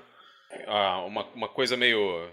Diz que era o excludente de licitude, mas já não é exatamente isso. É uma coisa meio estranha, assim, parecendo um pouco com o que se colocou ali na Bolívia depois que depuseram o Evo Morales. Então ali, o que eu acho que é muito claro é que, da maneira como está se colocando as propostas de reformas e essas outras coisas, a gente pode chegar a um momento de um revés econômico, assim, que já está um pouco consolidado, né, para as classes mais baixas. E o bolsonarismo está se preparando também para dar-lhe pau em todo mundo, né, cara? Tiro e o que for, e usar de uma espécie de verniz aí institucionalista, legal, né, como é bem comum, né, na tradição as tradições das ditaduras brasileiras, tem indicativos bem fortes de que isso está acontecendo. E é engraçado, né? Porque não é uma coisa que veio exatamente de uma denúncia da esquerda, né? Eu comecei a ver esse tipo de denúncia nos meios muito mais centristas, assim, muito mais, sei lá, moderados, vamos dizer assim, né? Tipo, gente da Piauí, pessoal da Folha. Ficou muito claro o que está sendo desenhado ali. Essa tentativa de já tentar estrangular no berço qualquer indício de revolta popular que possa reverter, né? Ou fazer uma pressão por algum tipo de concessão nessas reformas que o Paulo Guedes quer fazer. Agora tu sabe, Carapanã, que eu tenho um pouquinho de divergência com o que tu falou, assim, no que diz respeito a isso da questão dos caras gostarem muito do Paulo Guedes, mas talvez terem receio do Bolsonaro. Eu acho que o receio do Bolsonaro, ele vem muito, não da figura dele, mas daquela inaptidão completa que ele tem em governar mesmo. Né? Porque tu vê, agora chega a 4,20, Guedes fumando um baseadinho, né? O dólar, e o grande problema que a gente vê na conjuntura, assim, é que o cara pega e vai fazer um novo partido, ele vai perder base. Se ele perde base, ele já não conseguia governar, porque a gente tem primeiro-ministro, né, Carapanã? E agora fica pior ainda, porque tem um negócio que até a gente, né, dando spoiler aqui, eventualmente a gente vai gravar a respeito daquele livro Globalists do Winslow Boldin, e se tem uma coisa que é muito clara, quando a gente fala de neoliberalismo, e o Guedes é, né, a figura disso aqui no Brasil, é que não faz parte do plano neoliberal democracia, né, cara? Bem pelo contrário. Então, eu não sei o quanto que esses caras estão preocupados efetivamente com isso aí, desde que as coisas funcionem economicamente da maneira como eles acham que deve ser. Né? Ou seja, vender tudo, acabar com todas as bases, deixar um exército de reserva de mão de obra gigantesco. Eu acho que enquanto tiver isso aí, eles não estão muito preocupados com um recrudescimento do governo Bolsonaro, cara. Não, mas eu não acho que eles estão preocupados com isso, não. Eu acho que eles estão preocupados com o Bolsonaro no sentido da inaptidão mesmo. Não entendo, eu não acho que o empresariado das elites brasileiras tem qualquer consciência, não, cara. Não tem, não. Assim, eu vou pagar a minha língua eterna, porque cada dia que passa, aquele teu amigo chato pra caralho do JS, que falava umas coisas que tu achava que era super... eu era esse cara. Você era esse cara. Pois é, tu achava que o cara falava um negócio que era meio fora, assim, do... Agora, não, tu tá exagerando, não é assim não sei o que. Mas tá certo, é isso. Tipo, tá certo aí, ó. Marilena Chauí tá certa, tá todo mundo certo. O negócio dos caras é assim. E isso tá muito claro no tipo de cinismo doente dos caras de falar que violento é o Lula, né? Que fala meia dúzia de coisa, tipo, vamos pro embate, a gente é o anti-bolsonarismo e tal. E os caras já, não, meu Deus, que radicalismo. Como essa pessoa ousa fazer oposição. E fica essa coisa meio maluca, né? Porque, assim, eu que sou um lulocético, eu fico tendo que olhar e falar assim, bicho, mas como que... Parece que tem que defender o cara o tempo inteiro, porque os caras nunca acertam no tom do que é a questão, né? E esse eu acho que é um momento muito cômodo, né, cara? Porque... não sei aí o que vem pela frente, mas existe também essa tendência interessante nas elites brasileiras, que é de nunca entender que parte da prosperidade que elas tiveram tem a ver com o sucesso dos pobres, né? Os caras não entendem isso. A gente já falou isso aqui pra caramba várias vezes, mas os caras não entendem isso. E eles preferem numa hora agora, que é uma hora um pouco de crise, em que as coisas não estão bem, eles preferem garantir o que é certo, né?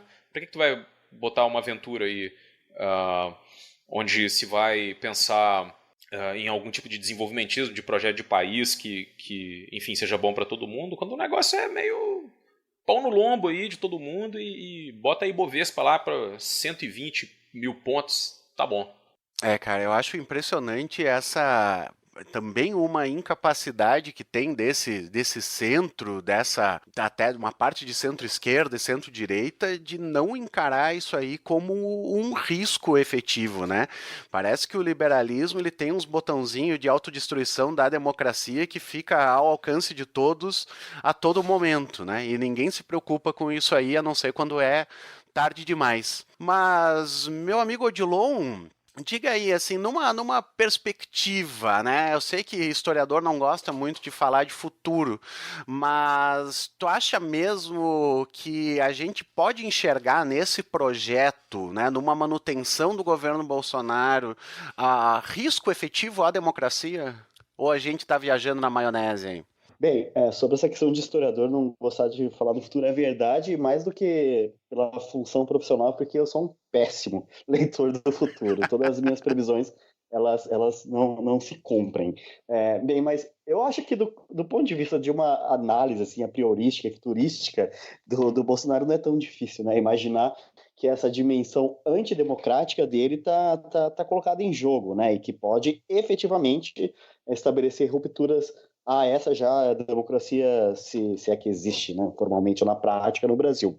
O que eu acho interessante, talvez, até para a gente estabelecer possibilidades de análise, né, de pesquisas também, né, do ponto de vista da história política, da ciência política, é pensar esse partido não apenas como um processo de intensificação do próprio Bolsonaro em presidente, né, ou em futuro ditador, se assim ele conseguir efetivar o seu intento, mas também a possibilidade desse partido funcionar como uma espécie de ambiente de formação de novos quadros para o bolsonarismo. É evidente que tem essa centralidade da família Bolsonaro, mas se a gente pegar a composição do partido, ela é bastante diversificada, né? A composição da estrutura, da hierarquia interna do partido. E eu olho isso também pensando em muito dessas últimas questões envolvidas nos últimos dias, né? Dessa questão da ruptura de antigos elementos do bolsonarismo, como a Joyce Hasselman, mas também da criação de possíveis novas lideranças alternativas dentro do bolsonarismo, né?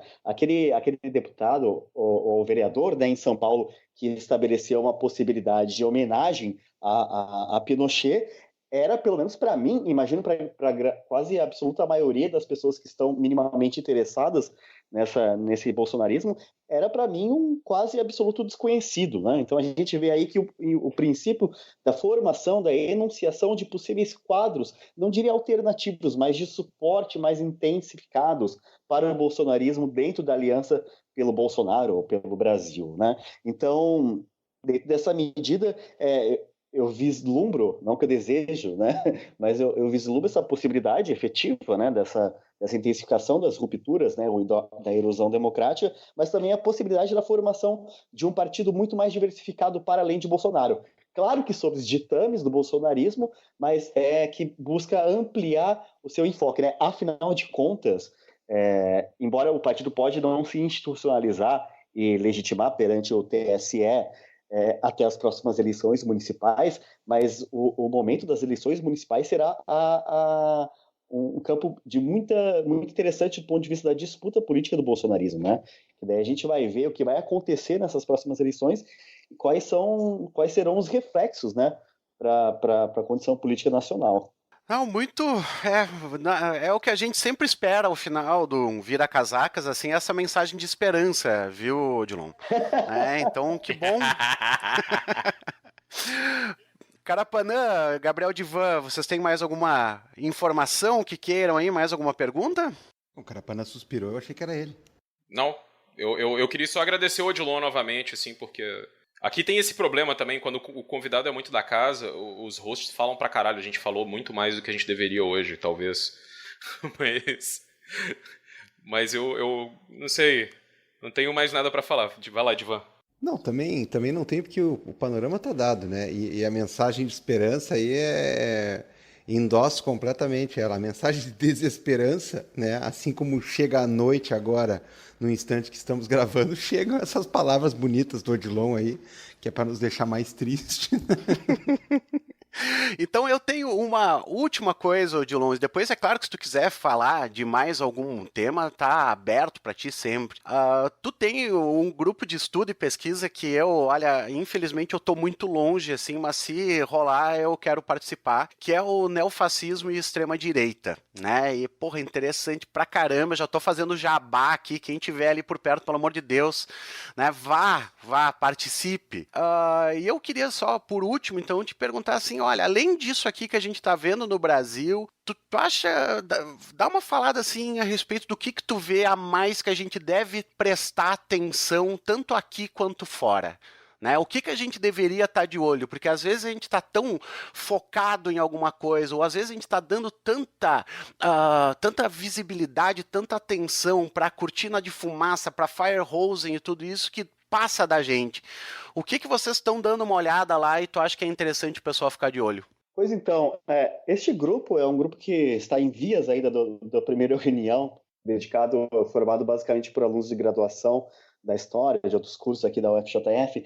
Na verdade, é uma tentativa, uma necessidade que eu vejo da gente passar a observar o fenômeno do neofascismo no Brasil, como ele está estabelecendo-se na atualidade, né? Como eu falei na última participação do Beira Casacas, eu pesquisei os neointegralistas, né, que são apenas uma expressão das mais radicalizadas do campo da extrema-direita, e durante anos foi talvez aquela expressão institucional mais articulada do neofascismo no Brasil, né?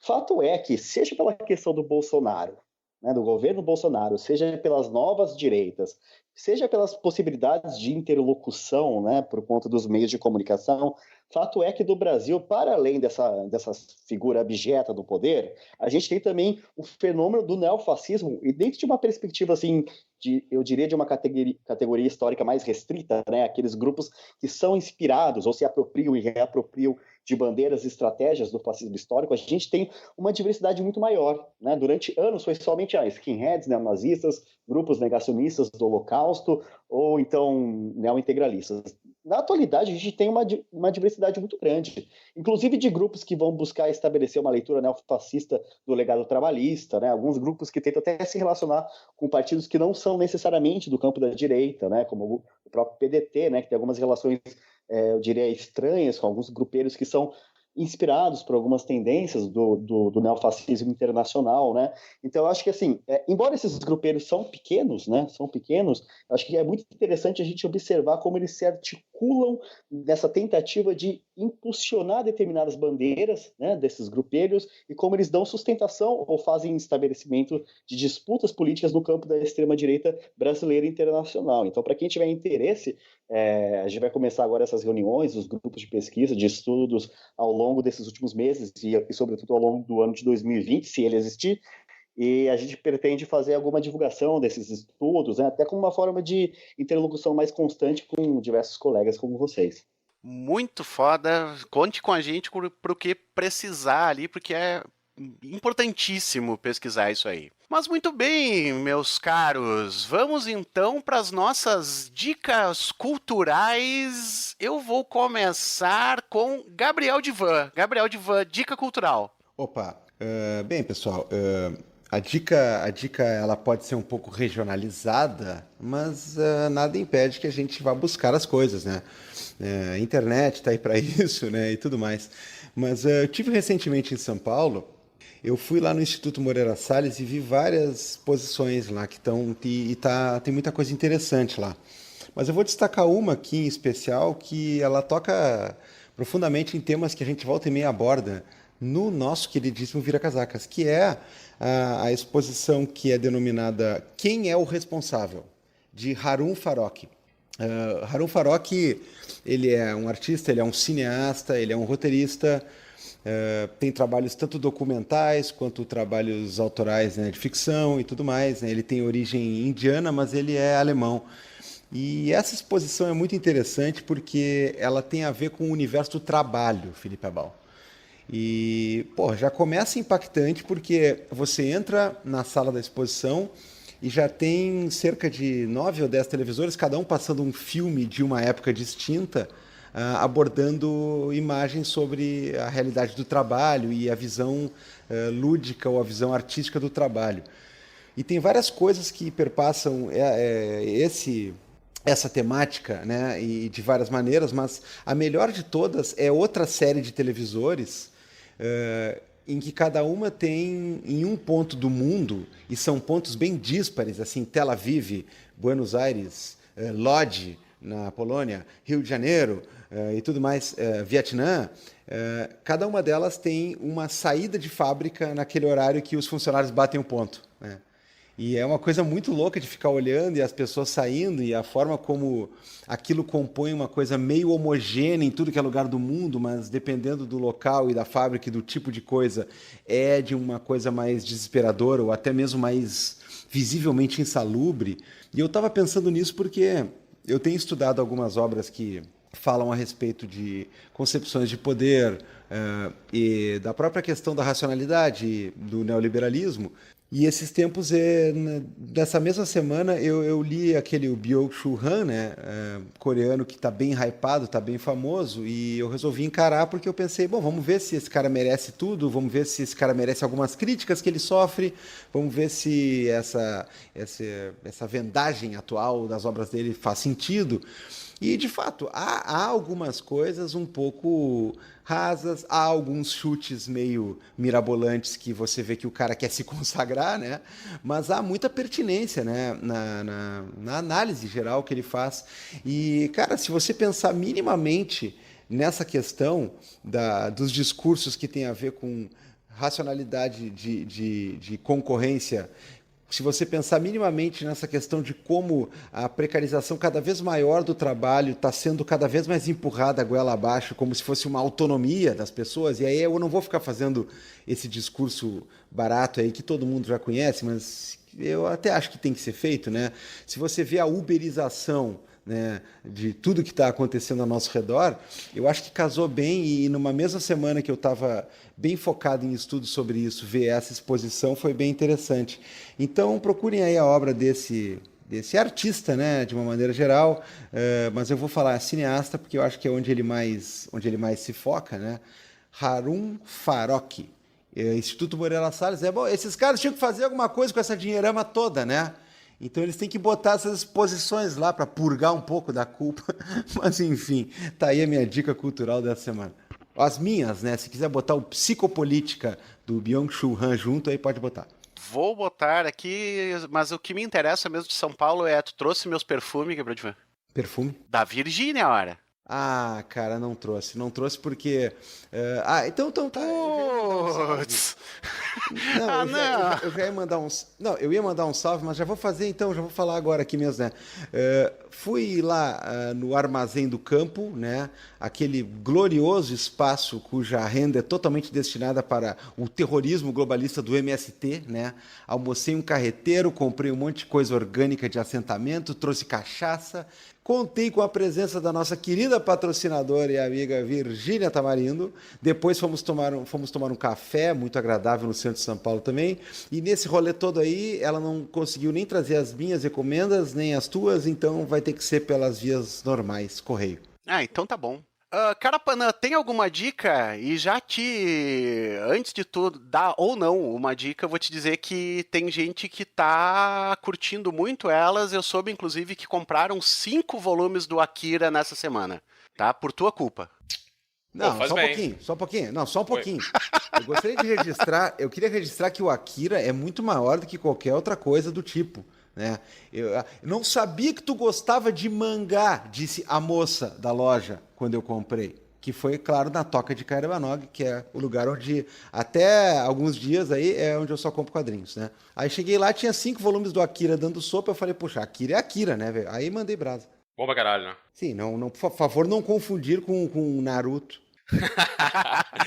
Não tenho dica cultural, mas só queria dizer que leiam Akira, porque é bem melhor do que a animação, que já é maravilhosa, mas Já é maravilhosa. Pois é, mas o mangá é excepcional, cara. Eu acho que continua sendo uma das grandes obras, assim, do gênero e talvez para além dele. Muito bem. Odilon, tem alguma dica cultural para dar pro pessoal que tá nos ouvindo? Opa, tenho sim.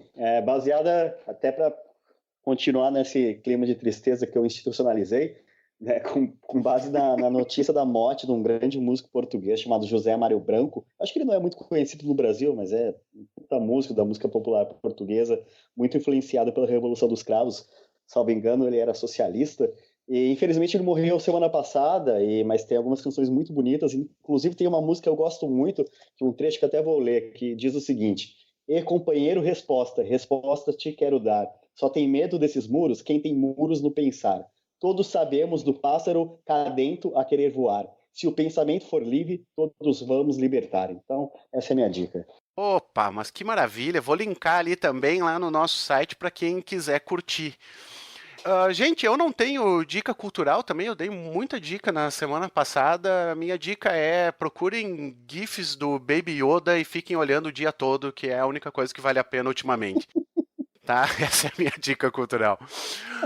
Odilon, brigadão de novo, cara. Ó, sempre prazer, venha mais vezes. Tá muito bom mesmo, cara. Tô muito feliz. Ô, cara, valeu a todos vocês. E por mais que às vezes eu possa falar que minha agenda está cheia, sempre brincadeira, que para vocês eu sempre tenho tempo disponível. Ale, muito bom. Vamos então para os nossos salves. Carapanã! Diga. Vou dizer, eu vou falar. Gabriel Divan, tá presente? Aqui estou. Muito bem, então Aqui vamos... estou mais um dia sob o olhar sanguinário do vigia. Meu Deus do céu. Tá.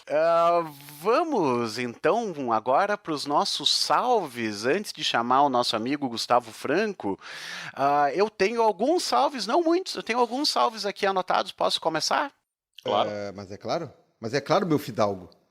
Muito bem. O primeiro salve aqui que eu tenho anotado é para Mariana Fabre, que ouve a gente nas Filipinas. Sim, olha senhora. Que delícia. Eu vi isso aí e, olha, desejei muito obrigado, muito carinho na língua local. Ah, cara, que massa. Olha, às vezes a gente olha de onde é que vem as curtidas e as ouvidas, aliás, e não sei nunca se é VPN ou alguma coisa assim, mas aqueles plays que tem nas Filipinas, então, tem origem. Eu sempre suspeitei disso. Se você ouve Vira Casacas em algum lugar do mundo, né, desses ainda mais desses mais diferentes, por favor, avise a gente, eu gosto de saber disso aí. Eu me sinto lisonjeado. Vou mandar um salve aqui para Gata Rosa Luxemburgo, gostei muito, né, uma grande homenagem aqui, então um salve para Gata Rosa Luxemburgo. Um salve para Morgana e para Gata Úrsula, que também botou lá foto das duas, foi curtida.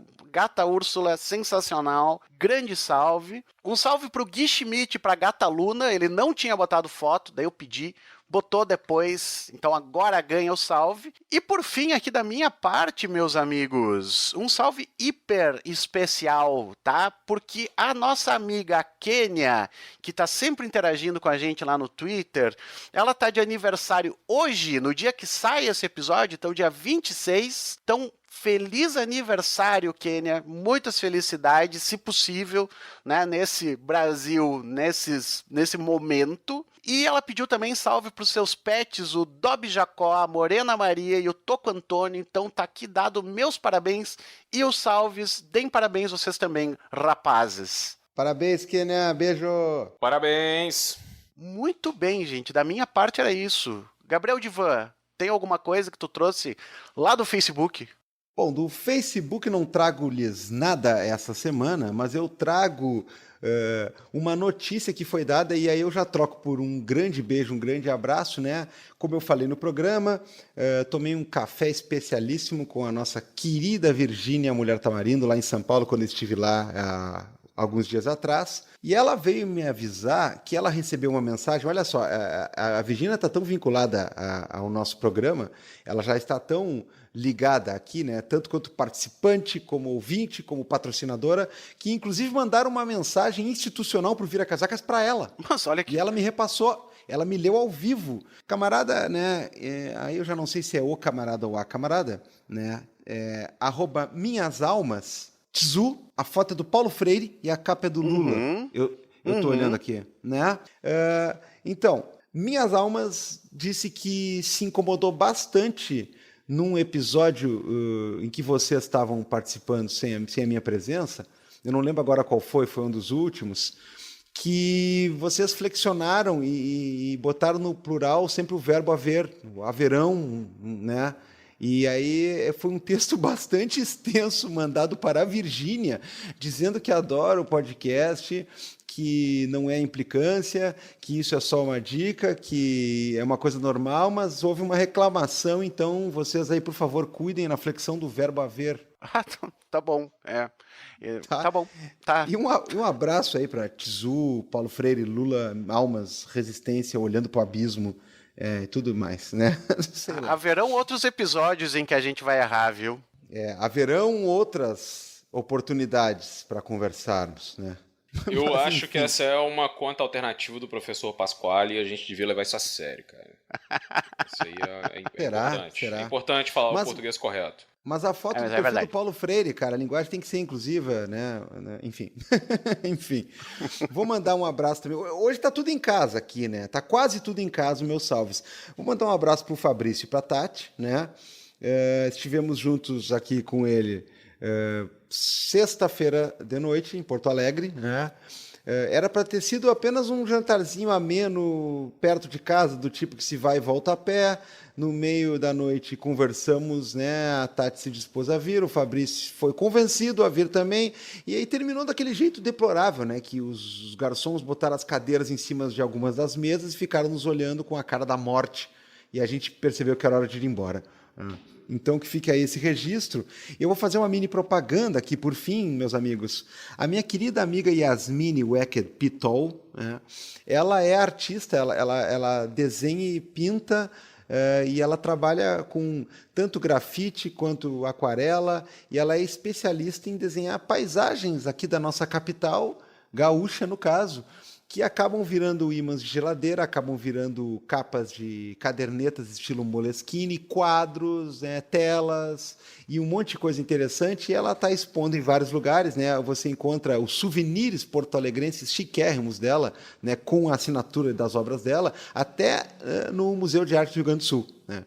Hoje estivemos aqui, eu e a Fernanda, numa feirinha aqui perto de casa, né, que tinha expositores, tinha brechó, tinha coisa artesanal, cerveja, comida lá, e tinha lá a banquinha que é gerenciada pelo meu outro amigo, que além de sócio dela da advocacia, né, é também, né, o irmão, que é o Celcinho, o Celso Pitol. E então eu vou deixar com vocês aqui a dica do Instagram da Yasmine, né, que é @YasmineUP, né, e com Y, Yas, 2 S, Yasmine Up, né? Que na verdade as iniciais dos dois sobrenomes dela, mas ficou bonitinho, ficou Yasmine Up ou Yasmine Up, né? Então um beijo para ela. Compramos aqui algumas coisinhas aqui para casa, enfim, né? Muito legal aí. Valorize a arte, valorize o pessoal aí que está expondo e trazendo coisas legais pra gente. Muito bem. Carapanã. Eu queria mandar um salve aí, mandar um abração pra galera de São Cepé, no Rio Grande do Sul. Olha aí. Fica aí, um abraço pra vocês. Porra, muito bem, cara. Inesperado é isso, cara. São Cepé, não, sem motivação, assim, só mandar um abraço pro pessoal de São Cepé. Cada semana a gente sorteia uma cidade pro Carapanã mandar um salve. Mas São Cepé, eu sei onde fica, não é próximo de Formiga. Muito bem, minha gente. Podemos chamar o Gustavo Franco agora? Manda bala. Gustavo Franco, temos um vira-casacas? Temos um vira-casaca. Ali, muito bem, temos um vira-casacas, temos um episódio foda. Vamos só dar um tchau pro pessoal, então. Tchau, tchau, galera! Até... Ebo! Sempre.